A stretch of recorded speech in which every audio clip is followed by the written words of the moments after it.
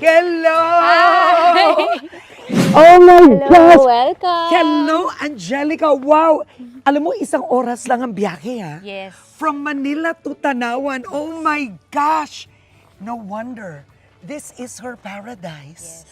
Hideout. Hideout na. ito. Oh wow! Teka, isara natin ito. Ang ganda-ganda. Ano to, katas ni, kung naalala niyo si Madam Claudia ng pangako sa'yo. Ito ang lahat ng mga pang-aapi ni Madam Claudia. Alam Dito mo, napunta. yun ang maganda eh. Pag hard-earned money, wag galing sa flood control. Oo. Take me through this. My gosh, I love the farm. Well, ngayon, dinedevelop pa rin namin siya. Kami-kami lang yung gumagawa. Medyo hukay dito, hukay dyan. Pero sobrang minimalist lang. Magkabanyo lang, bahay lang yung caretaker.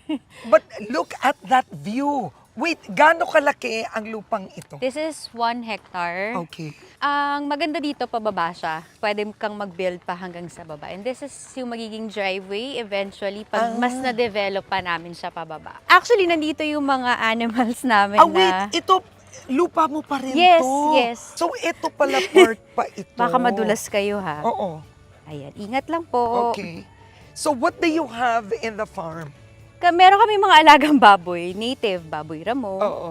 So, mga bagong panganak yung iba dyan, kaya lang, I think nandun sila, may nileletsyon isa Ang doon. galing. But did you always want a farm? Yes, gusto ko Oo. talaga ng parang matataguan ko kapag kapagod galing trabaho. So, but of course, nag-iba siya dahil nagkaroon ako ng Subic. Oo. Kaya Yeah. medyo na isang tabi namin to. But luckily, mahilig ang asawa ko na mag-build and mag-develop. So lahat ng nakikita niyong na-develop dito, tanim niya yan, alaga niya yung mga yan. Oo, punta natin yung baboy mo. Wala akong kilala dyan. Oh, di ba? Oh. Oh my gosh, ang cute.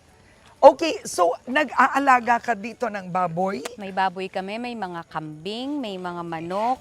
Oo. Yung manok namin, nagsimula kami ng 4, 6. Oo. Dumami na sila ng Oo. dumami. And yung manok nyo, what do you do with them? Do you sell eggs? What do you do? Yung eggs pinapamigay lang Oo. namin. But of course, dumadami sila ng dumadami. Hindi na kami bumibili ng eggs ngayon.